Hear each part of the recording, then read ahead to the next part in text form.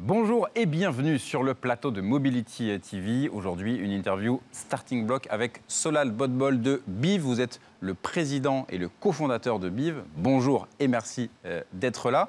On va rentrer dans le vif du sujet avec vous. Vous accompagnez à la fois l'achat et peut-être aussi l'usage d'une voiture électrique. Comment on peut résumer BIV en quelques mots ? Bonjour, merci de me recevoir. Avec plaisir. BIV en quelques mots, c'est une société qui a été créée il y a pile 3 ans. On a fêté notre troisième anniversaire hier.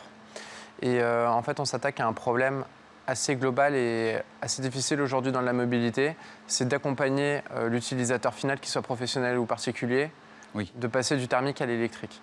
Aujourd'hui, il y a une double peine, entre guillemets, c'est-à-dire qu'on doit faire un effort financier plus important, mais également de lui demander de faire des efforts plus importants pour gérer l'intégralité de son parcours d'achat. Fluide tout de suite, il faut un accompagnement. Et c'est vraiment là où vous vous placez, donc à la fois pour les professionnels, donc c'est-à-dire que vous accompagnez ceux qui vont vendre les voitures électriques, et les particuliers, s'ils ont un besoin, leur fournir un package tout compris d'accompagnement. Pour les professionnels, on va plutôt accompagner des TPE, PME qui ont besoin de renouveler leur flotte du thermique vers l'électrique. Sur des usages qui vont être très différents aussi. Qui vont être assez différents, mais la problématique, c'est la même. En fait, c'est de se dire, tiens, j'ai besoin d'être accompagné dans l'intégralité de mon projet, donc être équipé en véhicule électrique, installer des infrastructures de recharge, à l'usage, pouvoir me recharger en itinérance, bénéficier des avantages auxquels je suis éligible, les comprendre et surtout prendre les bonnes décisions. C'est ça. Et est-ce que vous accompagnez aussi sur les hybrides rechargeables ou pas forcément? Vous, c'est 100% électrique? Nous, on a un positionnement qui est 100% électrique. Parce que les entreprises passent souvent par l'hybride rechargeable avant peut-être de franchir le pas vers le 100% électrique. Et justement, peut-être vous allez les convaincre de passer au 100% électrique plus vite. On se rend compte que dans énormément de cas, le fait déjà d'aller, si ils vont vers l'hybride rechargeable, mais qu'il y a une solution de recharge sur le lieu, on se rend compte qu'ils sont électrocompatibles pour passer du 100% électrique dans 90% des cas. D'accord. D'ailleurs, pour rester sur les entreprises, en 3 ans, vous avez vu les choses évoluer, les types de demandes, une vraie appétence, alors aussi parce que c'est le sens de l'histoire, on va dire, mais malgré tout, il y a une réelle envie de s'y mettre. Alors, il y a une réelle envie. Ce qui a été assez intriguant, c'est que les gens même passent directement du véhicule diesel au véhicule électrique. Parce qu'il y a aussi ces restrictions de circulation dans les villes, les ZFE, etc. Il y a aussi une volonté, quand même, quand on le voit avec les températures qu'il faisait la semaine dernière, de se dire, on voit des gens qui sont un peu plus engagés aussi dans cette transition-là. Mais toujours cet élément où on voit, il y a 2-3 ans et encore aujourd'hui, que grosso modo, les gens sont toujours aussi perdus et ont toujours le même niveau de stress pour passer du véhicule thermique à l'électrique. Alors justement, je suis un particulier, je vois tout ça, ce que vous venez de décrire, je me dis, allez, pourquoi pas passer au 100% électrique? Comment faire pour ne pas être perdu? Qu'est-ce que vous allez m'apporter si je suis l'automobiliste qui se dit, je veux passer au 100% électrique? Alors nous, on a une solution qui est digitale sur notre site internet, qui est biv.co, sur lequel on va avoir différents types d'onboarding selon le besoin du client. C'est est-ce qu'il va rechercher un véhicule en fonction du prix, est-ce qu'il va chercher un véhicule en fonction de son usage, en une catégorie de véhicules, il va pouvoir les comparer entre un thermique et un équivalent électrique, entre 2 véhicules électriques entre eux, etc. Déjà réduire un peu le profil type, quels vont être mes besoins, en termes de kilométrage aussi forcément. Exactement, parce que d'ailleurs, en parlant de kilométrage, nous ensuite on va proposer des offres de véhicules électriques multimarques, notamment en leasing, en location longue durée, pour 2 raisons principales. La première, c'est que c'est un financement qui est extrêmement adapté, alors d'une part aux professionnels historiquement, mais aussi aux particuliers, parce que ça vient balayer la problématique, se dire tiens, il va falloir que je revende mon véhicule derrière, donc là vous n'allez plus vous occuper de la revente. Quelle valeur va avoir cette voiture électrique, voilà, etc. En fonction de la dégradation, de l'autonomie de la batterie, etc. Et deuxièmement, parce que c'est aussi un financement qui est assez transparent. Je pense que les gens ils sont assez fatigués d'avoir 3 astérix à côté du prix. À partir d'eux, mais en fait jamais. Voilà, à partir d'eux, mais en fait jamais. Et du coup, à la location longue durée, ça permet de se dire, OK, j'ai un loyer qui est fixe, qui est tout inclus, sans apport, et qui est du coup transparent. Et c'est flexible dans le sens où si je veux moi-même trouver ma solution de recharge, je me débrouille dans mon coin. Si je veux que ce soit avec BIV, je coche la case. C'est un peu l'idée? Ouais, c'est un peu l'idée. Après, nous, il y a 90% de nos clients qui font l'acquisition d'un véhicule électrique qui installent une infrastructure de recharge avec nous, que ce soit en entreprise, à domicile, ou bien à domicile pour le compte de l'employeur, dans le cas où c'est des véhicules mis à disposition par l'employeur dans le cadre du verdissement de sa flotte. Oui, parce que là aussi, il y a beaucoup d'offres, de plus en plus. Vers quel professionnel je me tourne pour ma borne, que ce soit à la maison ou vous le dites en entreprise. Là aussi, vous êtes là pour faciliter, pour fluidifier un petit peu ce process nouveau pour certains? Sur la partie véhicule, effectivement, en fait, on va avoir un peu plus de 100 concessions automobiles partenaires et on va travailler avec les 3 plus gros loueurs longue durée. Donc en fait, on va pouvoir mettre aussi en concurrence ces offres-là parce qu'il y a quand même une réalité économique derrière. C'est que l'achat d'un véhicule électrique, il est important. Et du coup, si on peut passer à l'électrique au meilleur prix, c'est quand même mieux. Et d'autre part, on va faire nous-mêmes de l'installation d'infrastructures de recharge. D'accord. Qu'est-ce que vous avez constaté là depuis quelques mois où il y a à la fois cet aspect de pénurie sur le neuf, donc il y a peut-être un petit peu moins de choix, ou en tout cas c'est pas pour tout de suite, pour certains modèles. Est-ce que du coup vous avez vu un petit peu les demandes des clients se réorienter? Qu'est-ce que vous avez pu proposer en termes de citadine, berline, SUV? Il y a quand même de quoi faire ou il faut être un peu patient? Alors aujourd'hui, un projet d'électrification, c'est un projet qui s'anticipe. Clairement, avec aujourd'hui la crise des semi-conducteurs. Nous, après, on arrive quand même à être parfois assez compétitifs. Si vous prenez l'exemple de Tesla, vous allez sur leur site, vous voyez qu'ils ont des livraisons même de Tesla Model 3 en milieu d'année prochaine.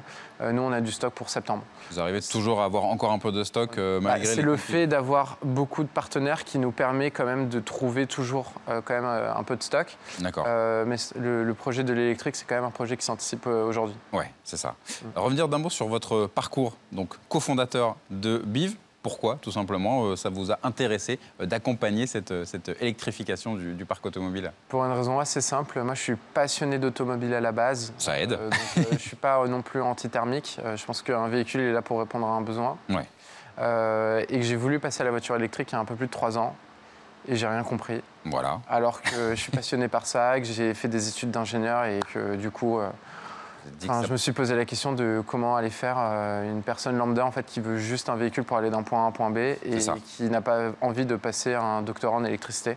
C'est ça, pour savoir comment je vais gérer d'être accompagné sur son projet de A à Z et qui a besoin d'être assuré. Encore une fois, on parle vraiment du deuxième poste de dépense d'un ménage après l'immobilier quand même. C'est ça, on se dit pas, tant pis, si je me suis raté sur l'achat, c'est pas grave. Non, il y a des enjeux, donc c'est ça l'idée aussi. Est-ce que du coup, forcément, le service d'assurance que vous apportez, est-ce que c'est forcément un peu plus cher? Comment on peut le comparer par rapport à une LLD classique où je vais me débrouiller avec ma banque, avec ma borne de recharge, je sais pas trop qui je vais contacter?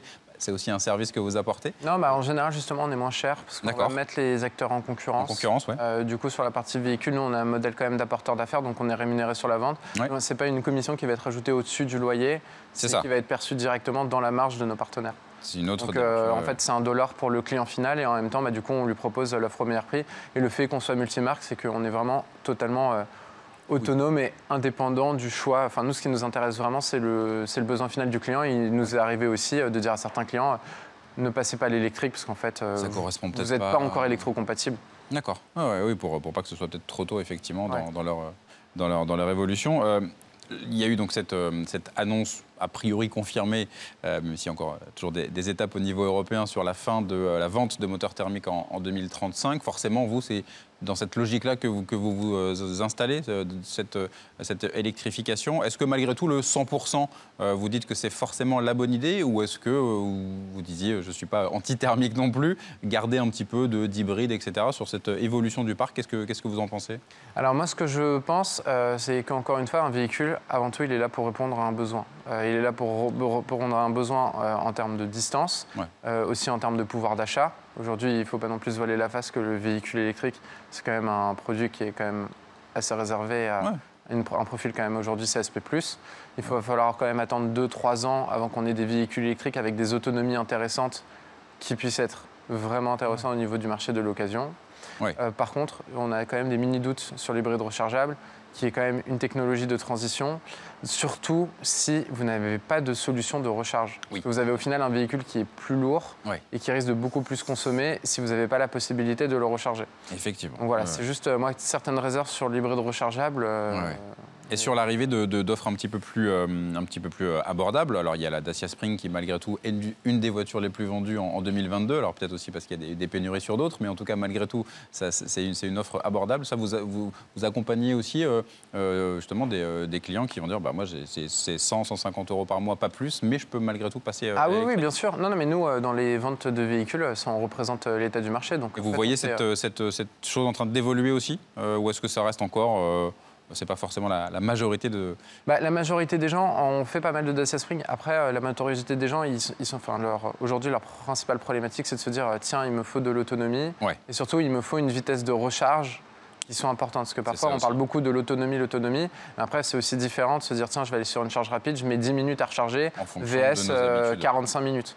Parfois, c'est mieux d'avoir un peu moins d'autonomie et d'avoir une vitesse de recharge qui soit beaucoup plus importante que l'inverse. Ouais. En fonction, encore une fois, de l'usage, du quotidien, du quotidien, etc. Ça. Et là, vous commencez justement aussi, avec 3 ans d'expérience, à avoir un petit peu de recul aussi sur orienter vers tel type de puissance, parce que c'est pareil, quand on n'y connaît rien au départ, les kilowatts, c'est sympathique, mais ça ne nous parle pas.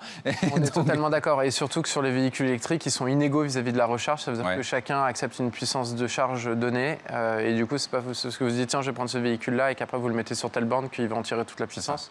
Donc, c'est vraiment un projet à prendre dans sa globalité. Et on a créé justement BIV pour les accompagner à, en tout cas, pouvoir monter en compétences de manière très simple et de comprendre tout l'écosystème pour surtout prendre les bons choix et pas être stressé de faire les mauvais, et surtout de faire évoluer quand même l'expérience d'achat qui n'a pas vraiment évolué depuis les 50 dernières années avec l'instauration des distributeurs automobiles par les constructeurs et qu'aujourd'hui on a un nouveau produit qui a besoin en fait d'un accompagnement horizontal et pas vertical comme c'est encore le cas actuellement. Alors justement en termes d'évolution, dernière question, BIV en 2030, vous l'imaginez comment? Peut-être la plupart des constructeurs, en tout cas en Europe, seront passés au 100% électrique, donc vous serez un acteur incontournable dans l'acte d'achat, forcément. C'est comme ça que vous ambitionnez l'avenir de BIV? Ouais, nous, c'est comme ça qu'on s'ambitionne. Et de pas seulement accompagner sur le véhicule, mais sur toute la transition. C'est-à-dire qu'aujourd'hui, on se rend compte que en fait, le véhicule électrique, c'est aussi en fait, un point de départ pour les personnes. C'est-à-dire en fait, quel est l'impact carbone que j'ai sur mon quotidien. Et donc, ça ne s'arrête pas seulement au véhicule. Donc, du coup, il y aura des offres de services complémentaires qui arriveront dans les mois et les années à venir. Et vous reviendrez sur le plateau de Mobility TV. Avec plaisir. Avec plaisir. Solal Bodbol, cofondateur et président de BIV. Merci. Merci à vous. À bientôt sur notre plateau. Au revoir.